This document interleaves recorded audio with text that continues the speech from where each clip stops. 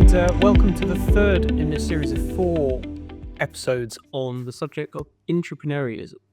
In this series, we've looked at what an entrepreneur is, what we do to foster an environment and a culture that inspires and promotes entrepreneurs. And in this session today, we'll be looking at how we use entrepreneurs to make a difference, particularly in digital and AI. For years, I've been saying the world's moving faster and faster, and the pressure is higher and higher for us to create change and innovation within businesses, and there's no space to slow down. And that feels like it continues and is ever increasing. Particularly now, we see the popularity of AI growing, the pressure from all directions for us to look at what AI means for our businesses and how we integrate it. What we're going to talk about today with our 3 guests is how we use entrepreneurs within our business, those that might want to step out and push our business forwards to drive innovation and change, particularly within digital AI, because it's not always something that needs to come from the boardroom. Those sat at the top of the business don't always have the answers. Sometimes we need to build an environment that allows people within our business to shake things up, to push things, press buttons, and perhaps even step out of where they would usually be expected to behave in the business to make a difference, and we should inspire that. So today I'm joined by 3 experts with much experience of creating change within businesses. Firstly, Darren Campbell is the Global Head of Startup Catalyst at Capgemini. Dickinson is the Digital Skills Lead at Open University. And Julian who's the founder of Ultra Education and also an entrepreneur in residence at the Open University. So thank you to the 3 of you for joining us today. Perhaps I can start with quick introductions from everybody before we dive in and have a deeper conversation. Darren, can I start with you? Yeah, thanks, Josh, and lovely to be here. So, I'm Darren Campbell. I work for Capgemini, who are a global technology services provider, and in my role, I currently look after their startup Catalyst business, which is effectively a function within the innovation part of the organisation. And our objective really is to help surface some of the most interesting, innovative startups from around the world, bring them into Capgemini's business, and then promote those startups within our customers, and so drive innovation and change basically across the world. So I look after that, and lovely to be here today, Josh. Thanks, Darren. Jane, yourself. Hi. So I'm Jane Dickinson. I'm very privileged to be the Digital Skills Lead at the Open University. And I spend a lot of my time working with organizations to help them build digital talent pipelines, to help them nurture their talent.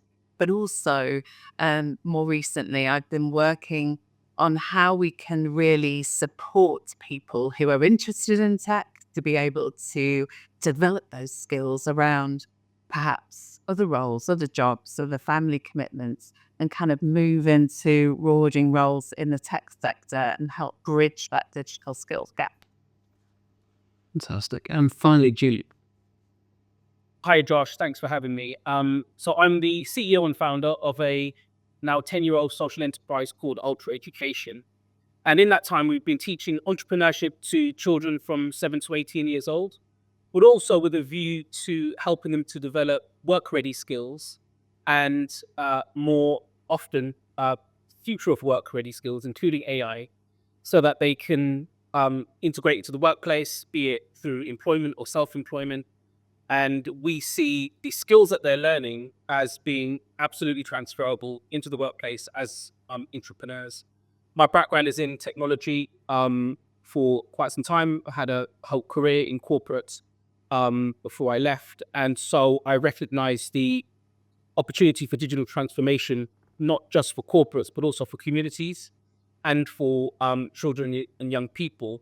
So for us, fostering those skills and that mindset and that capability around technology is something that our mission is to imbue that much earlier on than it would have historically been for children in education. That's amazing. So real tangible learning, not just learning our books, but learning about how to actually face life and go and achieve something. Absolutely. Yeah, that's cool. I like that. Let's start with a question to Darren. I think when we talk about innovation and change and digital and AI particularly, we're thinking young startups, right? We're thinking fast-paced, independent businesses, and we're looking at potentially our own larger organizations. And well, we can't do that. That's what they do. But your department within Capgemini focuses on how we bring those smaller startups into corporates and work together, and those collaborations make a difference. Can you tell me a bit about that and how that works? Yeah, so we basically have a number of industries that we work with across Capgemini. So as an organization, we, for example, target energy and utilities, we target financial services, we target automotive, etc. So we have a number of industries we focus on. And as part of our mission, we want to help our clients with their digital transformation journeys, whatever that may be. So for example, BMW within the automotive sector wants to do something different. Part of my team's role is basically to help drive innovation into some of those opportunities that we push to clients like BMW, for example. And what we do as part of that is we are constantly scouring the world, looking for the most interesting, innovative startups that we can then push to our clients through those sectors. And it's a very active role because we have a number of people positioned in some of the key hotspots around the world. So we've got people in San Francisco, in Berlin, in London, in Cambridge, in Amsterdam, etc. So the list goes on and on. But we have a number of people around the world who are looking for these startups, who we firstly have a bit of an initial conversation with to understand, what is it, what value are they really bringing, what can they bring to our potentially bring to our clients. And then where there's a match, where we think there's something interesting, we will then bring those startups to the surface. So we'll raise their profile within Capgemini to the relevant leaders within our organization. And then a subsequent step would then be to take those organizations and start to discuss potential client opportunities with them. So what we're really doing is giving those startups that opportunity to get visibility of clients that they typically wouldn't always get access to, but also giving us access to our global network. So we spot a startup in San Francisco, that's great. Perhaps somebody in Australia has a need. We can bring those startups across the oceans to bring benefit to our clients. So that's really what we do. We're really careful about the type of organizations that we work with, and we can talk a little bit about that later. But we have to do a bit of an evaluation of these companies to understand a bit about what's really going on behind the PowerPoints, behind the conversation. So we do an assessment of those organizations before we push them. And how do you find that changes the way innovation happens? If you compare that approach to somebody that might be trying to build their own internal Skunk Works or whatever they might refer to it as without external help, how do you see those two approaches? Yeah. So I mean, I'm a massive fan of open innovation, and what I mean by that is there are ready to go companies. They've got a solution, they've got an answer to a problem already. They've got the capability. So why build it internally? So I'm a big fan of that. I'm not saying that there aren't circumstances where it is relevant to build capabilities internally, but I truly believe that if you want something fast, you want something quick, you want something dynamic, you want something that's going to evolve, perhaps going and looking externally is a good way of bringing that innovation in faster and quicker. And just to add, over the years, I mean, I've been in this role for 3 years, and in the 3 years, I've seen an increasing interest from big global corporations in doing this, working with organizations in this way, open innovation, because they see that it's access to very quick capabilities. Yeah, I think that's quite interesting, because the last few episodes of this series we've been talking about those that sit particularly in large organizations and want to install change. They can see what needs to be different. They can see quite often a path to get there, but are stuck between various restrictions of targets, time, resources, and attention as well internally. Do you find that sort of, I guess that entrepreneur character within the larger corporates seeing this as an opportunity to push forward what they see as the right thing to do, but without needing the resources to build their own teams and everything else, they can come to, an external startup or smaller organization and bring that capability in to see their change enacted.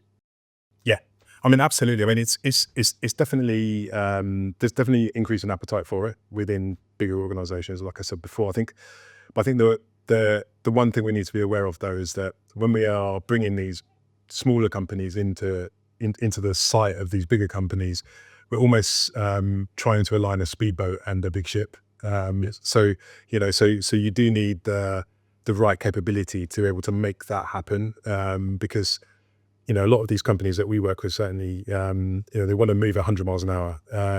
Survival is their game, right? A lot of them, they've got funding challenges. They want to grow in a market really, really quickly, and then they come to a big corporation, and that big corporation is moving so slowly. So you need a capability within these big organizations to be able to allow that matching to happen, to firstly set the expectations with these smaller organizations and build the right processes in place to allow these bigger companies to use and make use of the capabilities that these smaller good organizations are offering. So really important that you had that facility to do that matching, and that's exactly what we do, because you can't work with a small startup in the same way that you can work with Microsoft, for example. Yeah, absolutely. And I think what's really interesting there, which we also touched on in prior episodes, is that the skills needed for an entrepreneur or an entrepreneur on either side of that conversation, the biggest one you need is the ability to tell the story, to try and explain where we're trying to go, how this is the stepping stone, as sort of nonsensical as it might seem on the face of this is how we get to where we're trying to go. Julian, I trust that's one of the things that you're teaching to young people when you're talking about teaching them entrepreneurship. It's how to sell, not just sell a product, but sell an idea. Yeah, absolutely. And I think for us, it's giving them something tangible that they've created. So it's not chalk and talk. It's actually saying, okay, if you've got an idea for a product or service, let's actually bring that to fruition, even if it's an alpha version, something that you can sell to family and friends, but that will give you the input you need to improve upon it. And what we found is that a lot of those processes that they'll learn at such an early age, 10, 11, 12 years old, is still relevant in the workplace. It's still relevant in a number of sectors. And the more exciting thing about it now is that we're able to use AI tools and digital tools to help them speed up the development of those ideas, of those products and services. So they're actually making real things. They're making whatever their ideas might be, and not just learning, here's some skills that you're going to need and here's how you might use them, but go and make it and go and try it out.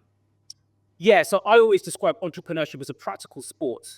If you want to learn to ride a bike, you don't examine the tire pressure and the strength of the handlebars and how high the seat is. Well, you might do that, but you actually get on and start riding. Similarly with entrepreneurship, lots of people learn by doing, and lots more research showing that is a really effective way for young people to learn.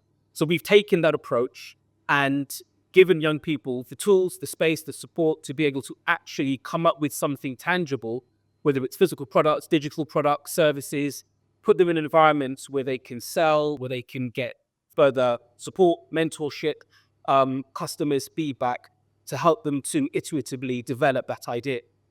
Yeah, that's really interesting. And people talk a lot about growth mindset, particularly with those that are already at work and probably 20 years into their career.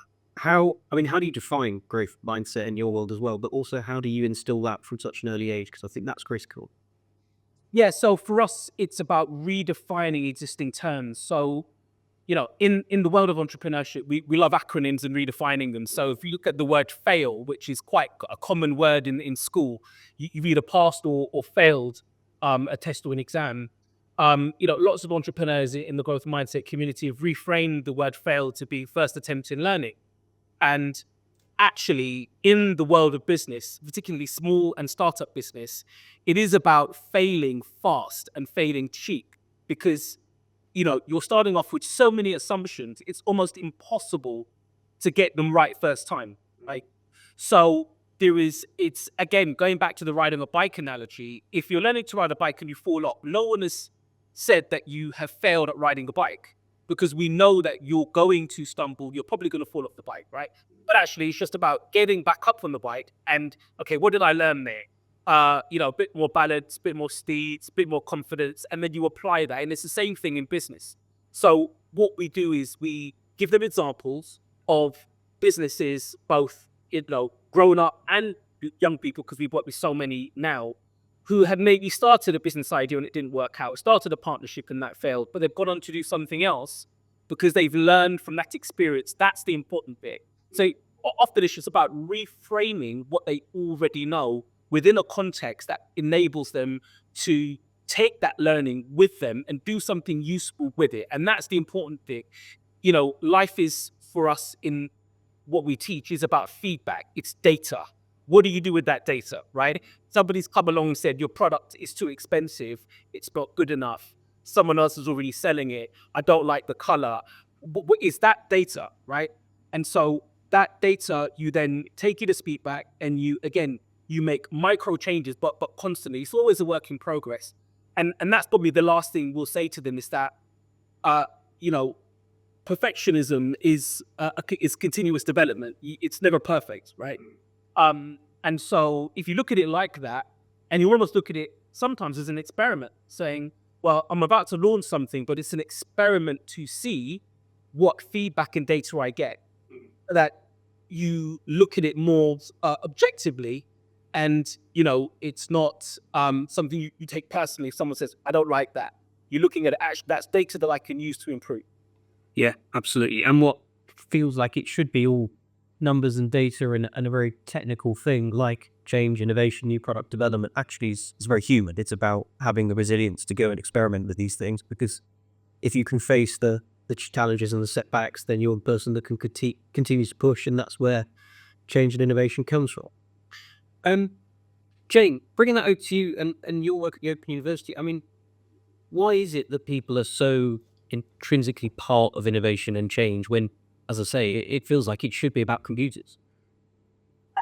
And, I think to your point, I think I would even go as far as to suggest it's not really a technology issue at all when we talk about digital transformation, because quite often the phrase people, process and technology is the mantra that we wheel out when we talk about it, isn't it? But change management lies at the heart of digital transformation, and it's really about understanding how people work and always keeping your eye on the problem you're trying to solve. And I suppose if you bring it back to think about that, successful transformations really are reliant on people's ingenuity and skill in their application of technology, and also, as we've just talked about, on their readiness to adapt to change as it does anything else. So it is very human. I think all successful transformations, really need the voices and the buy-in of all stakeholders, throughout a project, whatever you're trying to do, making those micro changes as has just been discussed. So would you say that's one of the big issues you see in tech innovation, that it's not tech, it's people? Yes, absolutely. Almost to the point where I think it should just be people. But I think the technology is it's the enabler, isn't it? It enables change, but also, people need to be and are agents of change. Yeah, absolutely.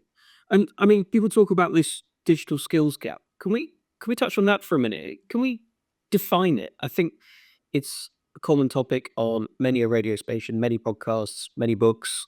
People talk about the digital skills gap, but very rarely, like the word innovation as well, do people sit down and define what does that mean? What is the digital skills gap? What does it mean to you and the Open University?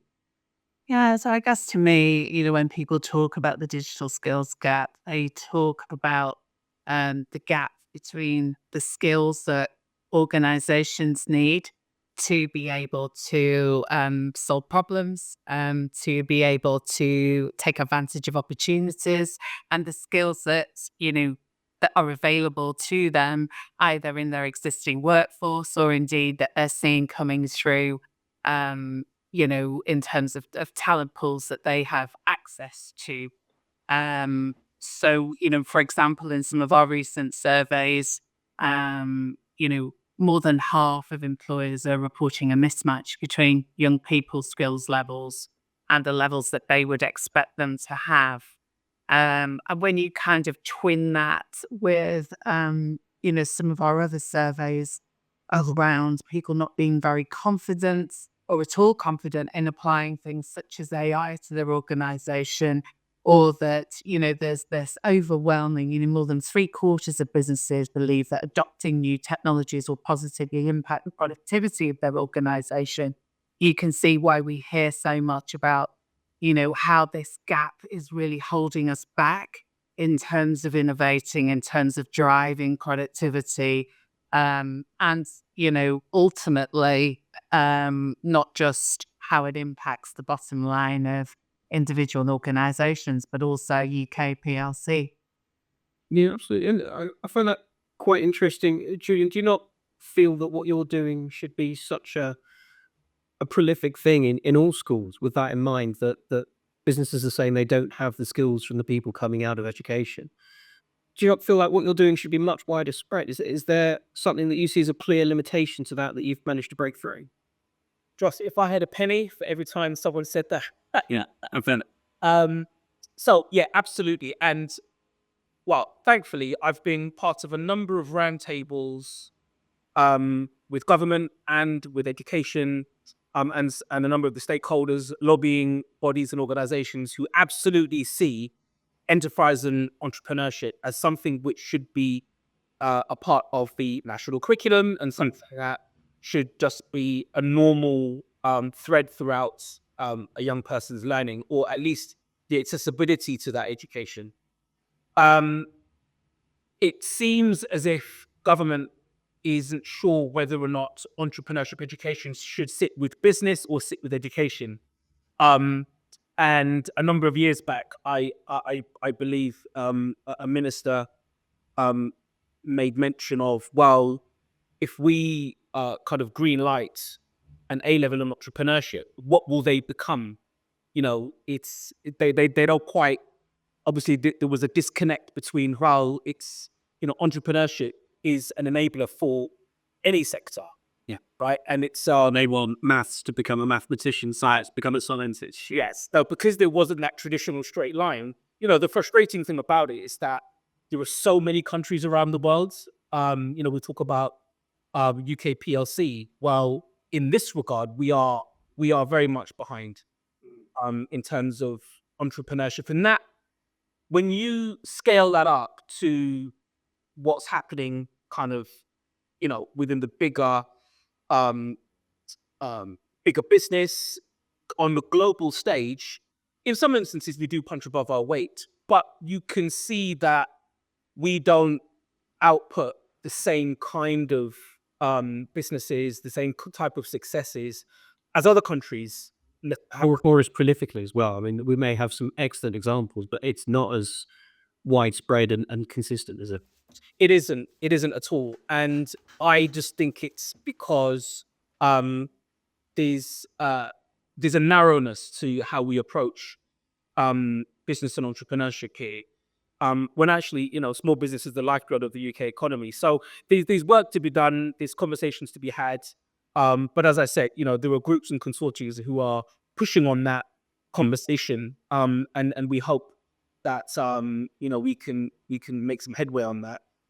In the meantime, I think it would be great if more entrepreneurs would come together, because sometimes government needs, the commercial sector to plug a gap, and then they can, jump behind it. But that hasn't quite happened yet. Yeah, absolutely. But there are some opportunities, Jane, to kind of catch up. If you weren't as lucky to come across a program like Julian's when you were at school or in your younger education years, things like Clickstart program at the Open University are designed to help people catch up with digital skills and entrepreneurship to some extent. Is that right? Yes, that's right. So we've just recently launched the Clickstart with the Open University program, which is aimed at 18 to 30-year-olds and really developing their confidence and digital awareness and skills in key areas such as cybersecurity, AI, coding. But we also are wrapping around that, those all-important professional skills. So things like resilience, communication, all of those things that we just talked about critical thinking, I think, and problem solving, and lack of fear of failure. That's so critical. So that's what we're trying to do to bolster and support people as they will be, in their lives, in the workplace, working alongside these technologies.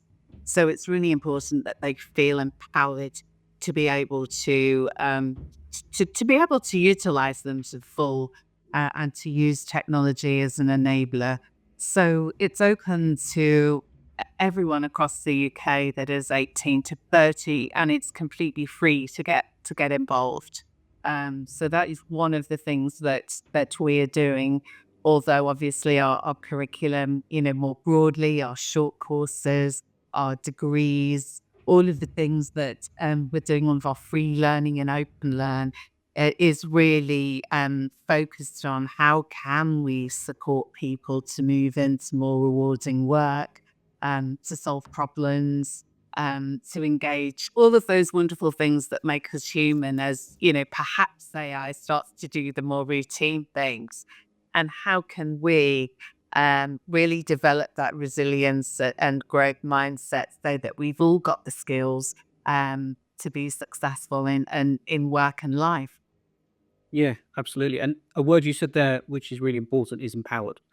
I think, as you said, when the robots take over, there's two things that we still need to do. One is leadership, and the other is to empower people to contribute to what's going on. We need to hopefully be able to direct robots. Let's not get too dystopian about that future just yet. Derek, why is that leadership so important in making change and implementing innovation in businesses? Gosh, I could answer that question in so many ways, but I think fundamentally, I think you touched on it before, but that the world we live in today moves so fast, right? And I can't remember what it was, but somebody coined the term VUCA, right? So volatile, uncertainty, complex, and ambiguous. That's the state of the business world these days, right? And I think in order to navigate that, we need strong leadership, right? We need at all levels. So from the top of the organization right down to the lower levels, we need that strong leadership, and we need that ability to be able to navigate that VUCA world, as we call it. And I think that the skills that we really need to build, encourage, to navigate this VUCA world that I talk about, are things like we need the adaptability.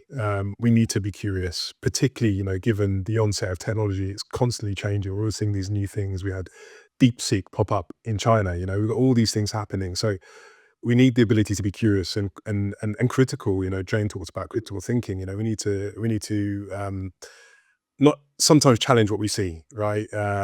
Because these things look great on the bonnet, and then we look underneath, and actually, there's maybe something else going on. So I think leaders need those capabilities. I think I also think that problem solving is a big area. We need to, as leaders, they need to be thinking about, when I see a DeepSeek pop up, what does that mean for me? How can I address that? What does that mean to my business? What can I do? Is it an opportunity or is it a threat, really?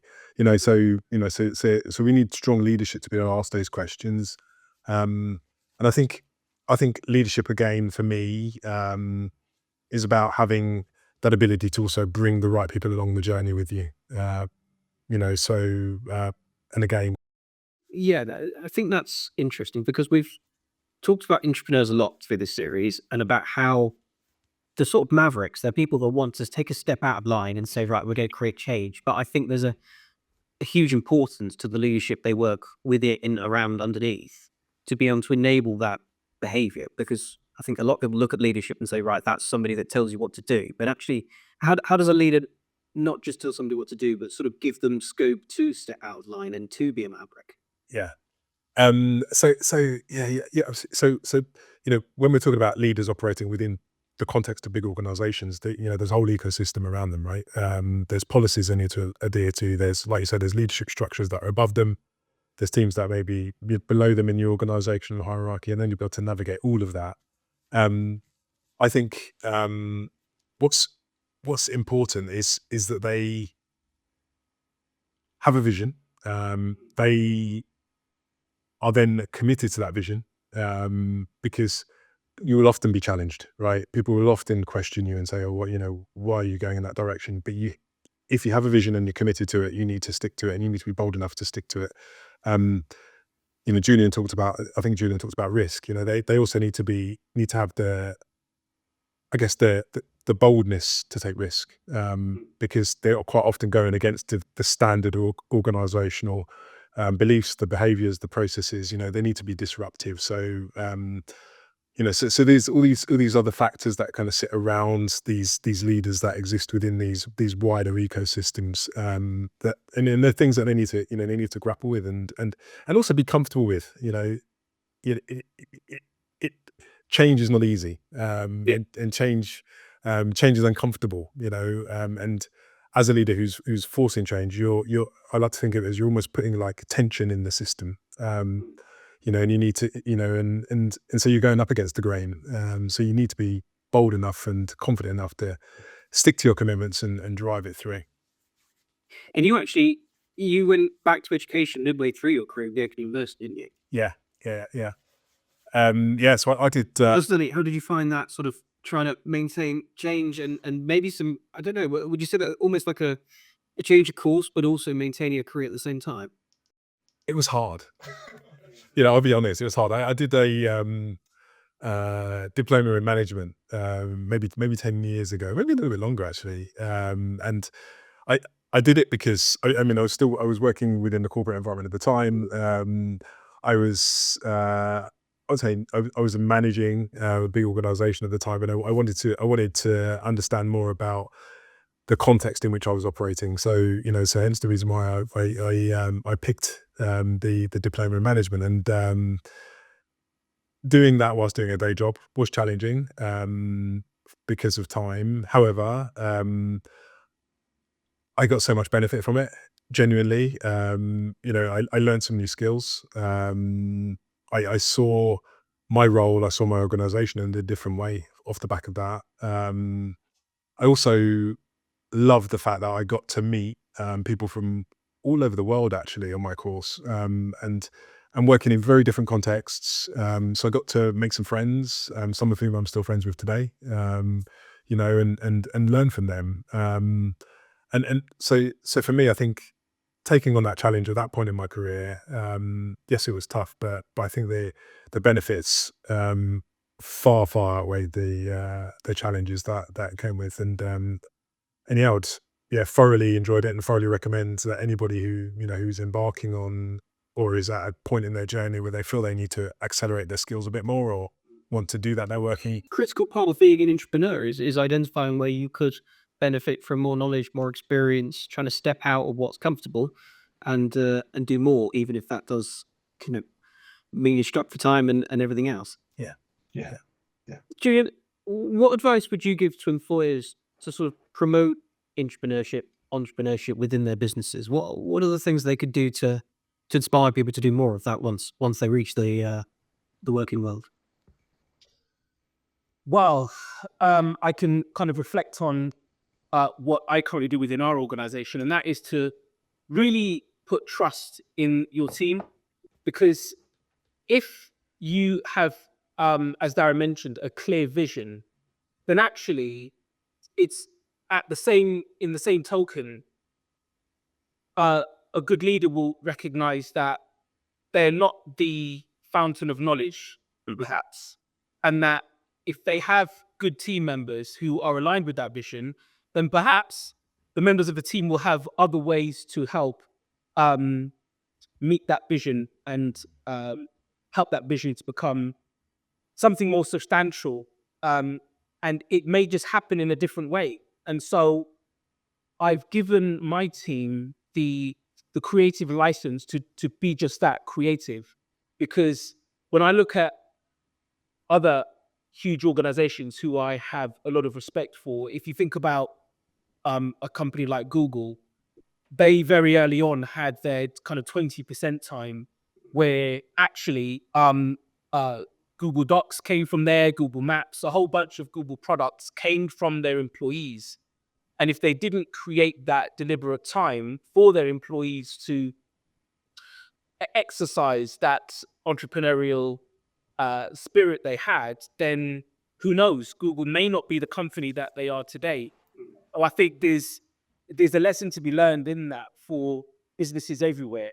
And I think critical that sticking on that point of Google, because we actually talked about this percentage time previously in another episode, and what's so critical there at Google is that the people felt inspired and motivated to contribute to the business and not go straight to the pub at that time. How do you create that feeling and culture? because within a business, you've still got the stability of being within a team, having some resources. You don't need to leave your job and become this, super risky entrepreneur. And the business benefits, the individual benefits, it can be a great recipe for success. It's just that, when you look at all of the cycles of technology and we're at the beginnings of what a lot of people think is a significant shift with AI. There was an employee at one point who said to their boss, we should really have a website, right? Whether 20, 30 years ago. Then there was an employee that said, we should really have a mobile app, or everyone's accessing our, stuff. We need to go on the cloud. There's always been an employee probably who was told the leaders in that organization about the new technological change. As we know, not all of those leaders listened. And so they became the dinosaurs of the previous technological revolution. So I think looking at it like that, even if we just look at the evidence in recent history, leaders who are switched on will realize that not being the fountain of all knowledge, that actually there's a massive fountain of knowledge within their workforce. But their workforce needs to think about how they can, or be in a space where they know they can create, they can contribute, they can innovate. Yeah. And create that permission by showing evidence that you're here to listen. That's the great word, yeah. And know that they'll be listened to. And I go back to be trusted to come up with something that may or may not work. That's the other thing. I mean, Amazon are famous for having a bunch of products that absolutely didn't work, right? But they're okay with that because they know that there's, I think Jeff Bezos calls it one-way door decisions and two-way door decisions, right? It's stuff that, you need to think a bit more carefully about because you can't really reverse it. And there was stuff that if it works, it works. If it doesn't, hey, at least there's something we've learned. Maybe not to do that again, but we're not going to not try. And I think leaders need the courage to be able to do that. Otherwise, a smaller incumbent will come along with the courage to be innovative and take market share. Absolutely. And Jane, you've done a huge amount of research in this area. What other things can people learn from some of these more disruptive large businesses that have managed to create change in digital and AI? Yeah, I mean, there's probably lots and lots we could talk about and probably take up the rest of this podcast on that topic, couldn't we? But I suppose, if we try to get under the hood of successful disruption, we are going to uncover a number of themes, and they are going to be the themes that, we've been discussing so far. So it is going to be kind of growth mindsets, resilience, the lack of a fear of failure. It is going to be, that interplay between leadership and the rest of the organization that, Julian's just been talking about. But I think for me as well, taking that systems thinking approach to problems and projects, because I think sometimes when we embark on a course of action, whilst we can be very agile and, we can navigate around roadblocks, we get fixated on the project and various milestones. We don't always zoom out and remember to take a holistic view of the environment we're operating in. And I suppose if we point to kind of famous disruptors, perhaps like Uber and Airbnb, who were able to change the markets they were operating in, they did that, didn't they, through the successful application of existing technologies to their context. So for me, that was less about the technology, but more about a laser-like focus on the customer experience. So I suppose, on the connectivity between the driver and the customer in the case of Uber, where all of a sudden, we had this opening up of visibility of wait times and the price that we were going to pay and availability in a way that we hadn't seen before. So I suppose for me, the common thing that I see when people are successful, it really starts with a focus on the problem or indeed the opportunity and, how you improve the experience for your customer or your colleague. And then you kind of go away and look at ways in which the technology can do that. And crucially, as we've talked about throughout this session so far, how you bring people along with you, how you win those hearts and minds, how you always incorporate, those views of your key stakeholders. Yeah. And it's not just that we're talking about leadership roles and key stakeholders and certainly to my mind comes people who are more advanced in their career. But I think it's also the acceptance and inclusion of the younger workforce that can see things differently. I know when I started my career very young, I was 15, 16, working in manufacturing with public companies. I mean, that is an industry like no other that expects you to be old and grey to walk through the door. And so I was very young, and the people that did let me through the door let me ask questions and say, well, why do you do that? Why do you do this? And I think it's that 1830 category, which sadly I can no longer count myself as part of, that can bring about a bit of naivety, a bit of ignorance, but it's valuable, right? And how do we focus on that age group in the businesses and make sure that we're listening? Yeah, I mean, to me, all ages, are really important, and everybody's got a contribution to make for sure, and a valuable contribution to make. And I think, a lot of the conversation around AI, we've seen, haven't we, that what you get out is only as good as what you put in. So if you're not taking into account of everyone's needs and perspectives, the result you're going to get is going to be very different. But, as 18 to 30s, as I said before, going to be increasingly living and working alongside technologies, it's really important that, we help them have that baseline awareness and understanding of the skills, but also we do create a culture that takes into account, as Julian and Darren have been talking about, the fact that the pace of change, has never been so fast and it will never be as slow again. How do we start to think about how do we give them the resilience and the tools to be able to just run with that and the confidence, I think, like you say, to be able to ask those curious questions and to start to make contributions from really, day one. And I suppose that's one of the things perhaps that we see about apprenticeships in the workforce, because people are learning and then applying their knowledge in the workplace right away. We are seeing that value to the business, we're seeing the value to the individual and kind of helping people to move their careers on.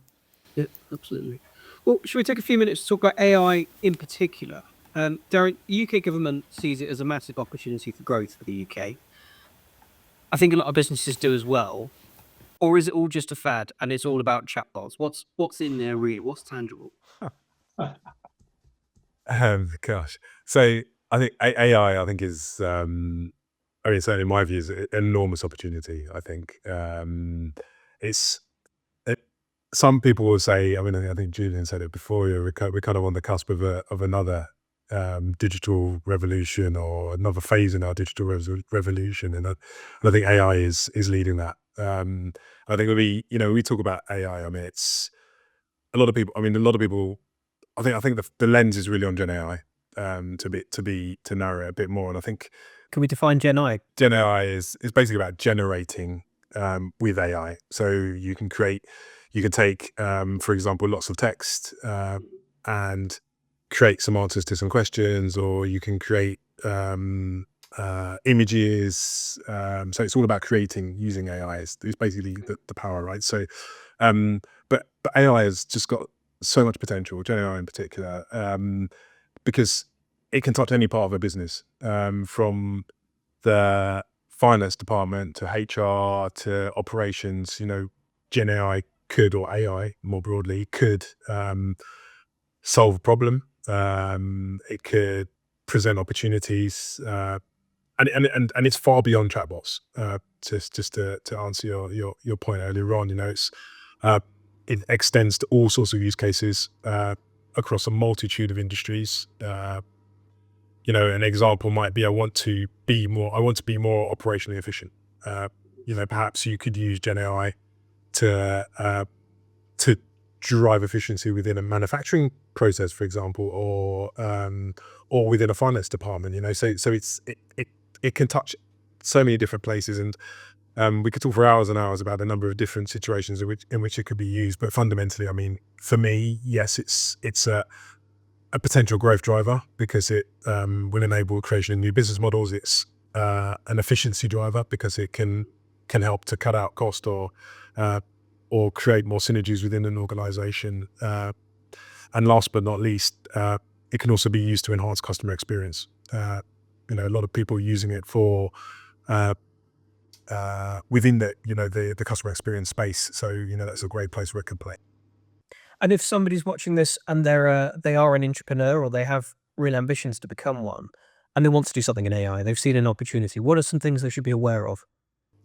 What should they be aware of? I think so lots of things, but I think if we just cut it down, I think firstly regulation, and laws. So in America, for example, you have a lot more freedom than you do in the UK or than you do in Europe. In regards to privacy and data protection? Absolutely. So I think the first thing, if an entrepreneur is looking to launch an organization that's focused on AI or Gen AI, understand the regulatory environment in which you're operating. If you're doing something within an organization, there may also be and should be policies related to AI or Gen AI within an organization. So again, be aware of what boundaries you are able to operate. I think is one point. The other thing I would also draw caution to is skills. So James talked a lot about skills, but I think there's this Gen AI is all the talk in certainly in the IT industry at the moment, and so there's a big draw on skills, and we don't have enough people in the industry who have the right skills to enable us to really exploit this. I think the UK is a great example of that. So if you are going down the Gen AI route, where you're going to find the skills to deliver whatever it is you want to do in that space, and then a couple of other things I think to be aware of is AI or Gen AI in particular is typically trained on data. So what that means is these systems are fed tons and tons of data, and then they use that data to then do their generation, right, or create.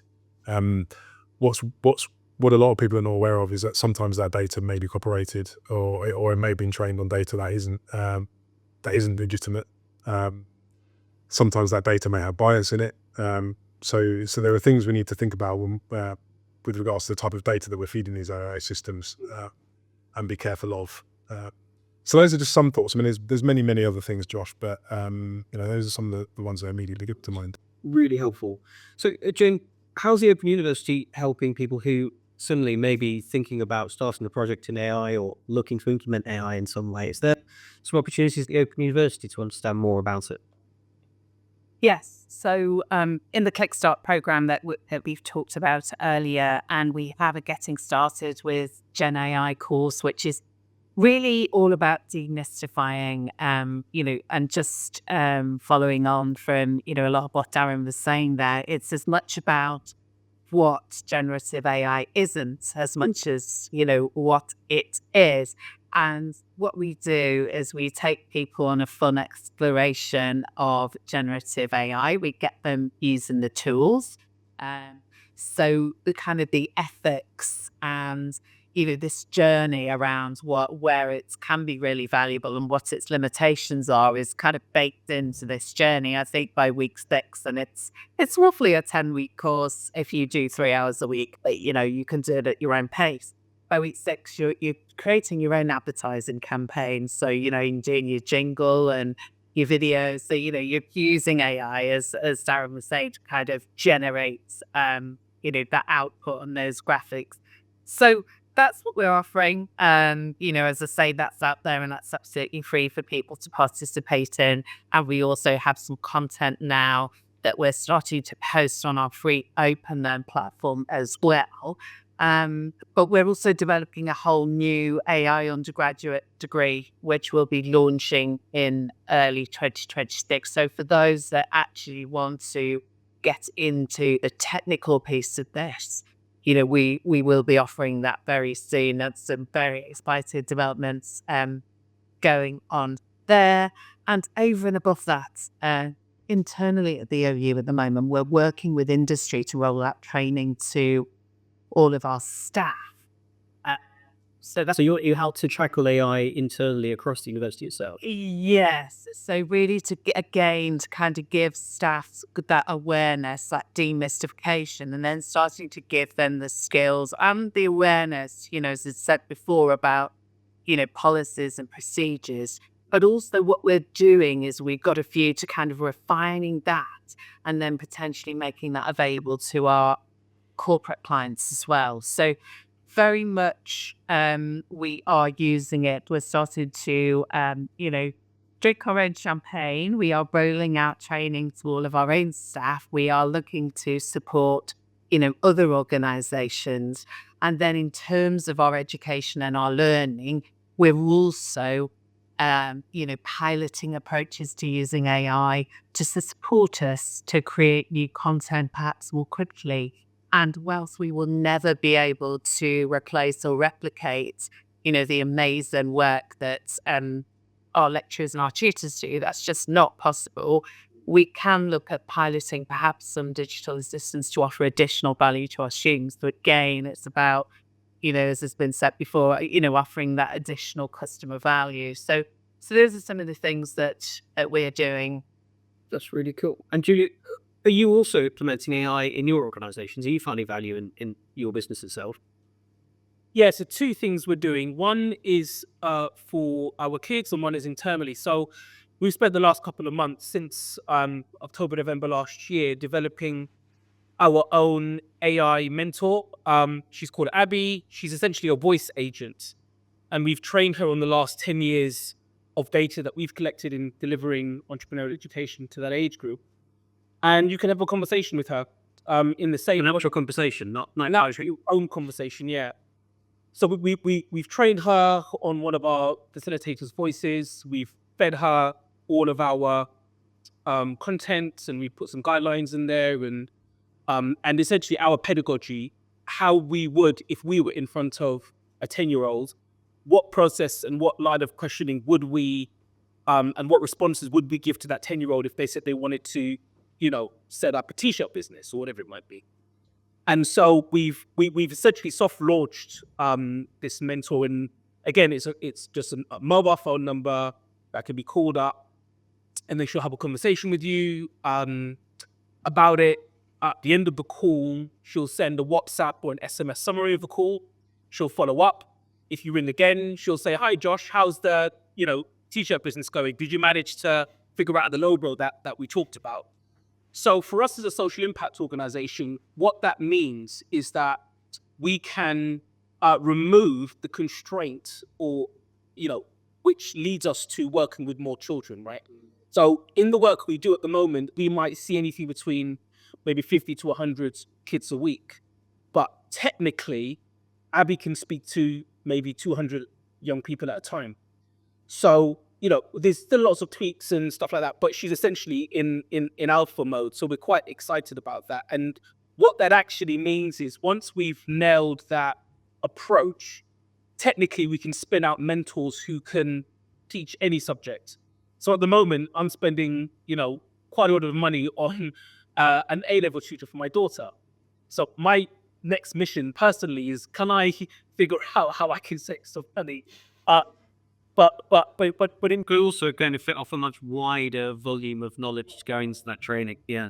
And more importantly, as a social impact organization, we know that there is a cost barrier to, you know, a larger number of families than we would like to, you know, admit, who simply can't afford the types of education that they would like for their children, which means that there's a barrier to them going off into certain professions, be it in university or otherwise. And AI could potentially help to bring that cost barrier down, not to replace, but to supplement. Yeah. And then so we were doing that for our students, and then internally, we're developing like a company, a kind of an admin employee who we could shoot off a Slack message to and say, can you update our privacy policy in accordance with the new GDPR laws, for example? And it can go off and do a draft, and we can, you know, have a look, sign it off. Can you send this school our new proposal? Find the school's email, it will draft something, and it can send it. So once you've plugged it into all of our systems, which we're about to do, then we can send a WhatsApp voice note, Slack messages, and it can essentially just help us to do a lot of the heavy lifting that that the team would need to do, right? And so, you know, we're quite excited about how that could just help us to buy back time for us to do higher value work. To have more impact. Yeah, absolutely. Yes, excellent.